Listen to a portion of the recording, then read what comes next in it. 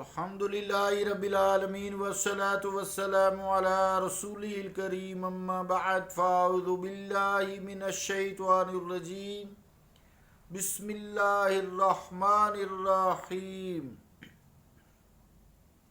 وَيَسْأَلُونَكَ عَنِ الرُّوحِ قُلِ الرُّوحُ مِنْ أَمْرِ رَبِّي وَمَا أُوتِيتُم مِّنَ الْعِلْمِ إِلَّا قَلِيلًا صدق اللہ العظیم۔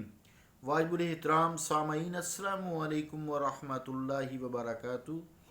آیت کریمہ جو تلاوت کرنے کی سعادت حاصل ہوئی ہے اس کا ترجمہ یوں ہے: اور اے مصطفیٰ، یہ آپ سے روح کے متعلق سوال کرتے ہیں، فرما دیجیے کہ روح میرے رب کا امر ہے، اور جو اس میں سے تمہیں علم عطا کیا گیا ہے مگر وہ بہت تھوڑا ہے۔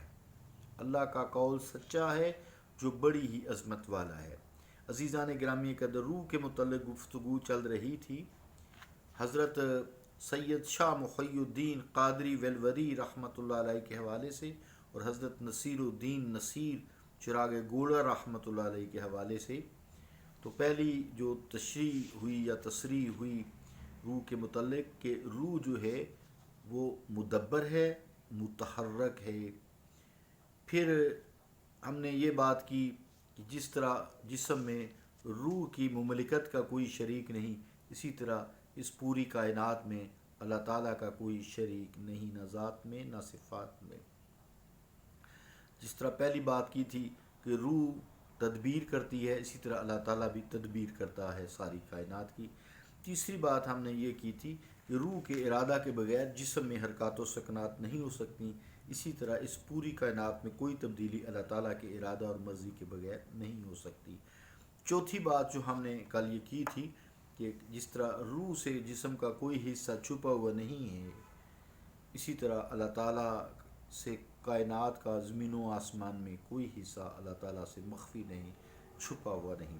آئیے آج پانچویں تصریح جو عربی میں ہے اس کا دیکھتے ہیں کیا حضرت سید شاہ محی الدین ویلوری رحمۃ اللہ علیہ نے فرمایا ہے۔ وہ فرماتے ہیں: لما کان ھذا الجسد لم یکن فی شیء اقرب الی الروح من شیء بل هو اقرب الی کل شیء فی الجسد علمنا انه قریب الی کل شیء لیس شیء اقرب الیہ من شیء ولا شیء بعد الیہ من شیء لا بمعنی قرب المسافۃ لأنہ منزہ عن ذلک۔ ترجمہ کیا ہے اس عربی عبارت کا کہ جب اس جسم میں کوئی شے روح کی طرف دوسری شے کی نسبت قریب تر نہیں، بلکہ جسم میں وہی یعنی روح ہر شے سے قریب تر ہے، تو معلوم ہوا کہ اللہ تعالیٰ ہر شے سے قریب تر ہے اور کوئی شے دوسری شے کی نسبت اس سے زیادہ قریب نہیں ہے، اور کوئی شے دوسری شے کی نسبت اس سے زیادہ بعید نہیں ہے، اور یہ قرب و بعد، بہت دوری، قرب قریب ہونا، اور یہ قرب و بعد مسافت کے لحاظ سے نہیں جس سے اللہ تعالیٰ پاک ہے۔ مطلب کیا اس کا کہ جو روح ہے وہ انسان کے ہر ایک سیل میں ہے۔ سیل جو ہے یہ basic structural and functional unit of the, کوئی چیز ہو، باڈی کہہ لیں آپ، کوئی شے، ذرہ جو ہے جس میں cell basic structural and functional unit ہوتا ہے۔ جیسے ایک اینٹ مکان کی بنیاد رکھتی ہے، بیسک اسٹرکچرل یونٹ ہوتا ہے اور فنکشنل یونٹ ہوتا ہے، یعنی عمارت بھی کھڑی ہوتی ہے اینٹ سے اور فنکشن بھی اس کا ہوتا ہے، اس کے اوپر کتنی چیزیں کھڑی ہوتی ہیں، اس کے اندر کتنی چیزیں آ جاتی ہیں۔ اسی طرح ایک انسان کے سیل میں روح پیوستہ ہے، بالکل پیوستہ ہے، قریب ترین ہے۔ اسی طرح اللہ تعالیٰ بھی اس کائنات کی ہر شے کے قریب تر ہے،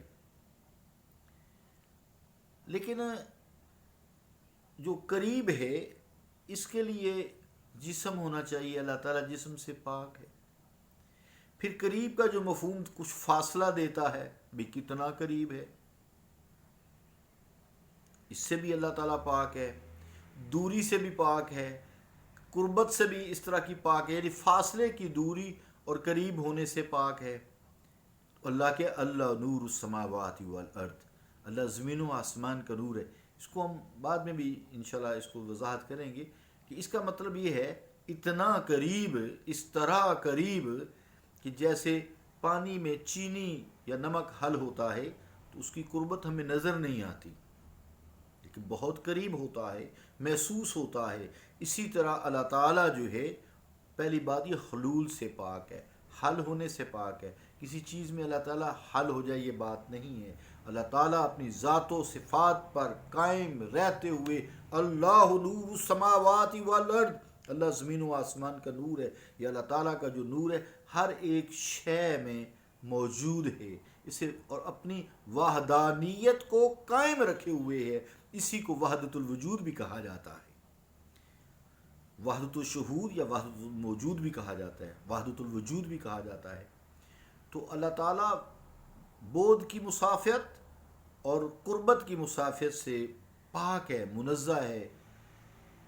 اور اس کی مثال سمجھانے کے لیے روح کی دی ہے انسانی جسم میں کہ جیسے روح ہر شے کے انتہائی قریب ہے، کوئی دوسری شے روح کی طرح انسانی جسم کے قریب نہیں ہے، اسی طرح اللہ تعالیٰ کل کائنات کا مالک ہے، خالق ہے، اور کل کائنات کی ہر شے سے قریب ترین ہے، لیکن یہ قربت اور دوری مسافتوں کی منزلوں سے منزہ ہے، پاک ہے۔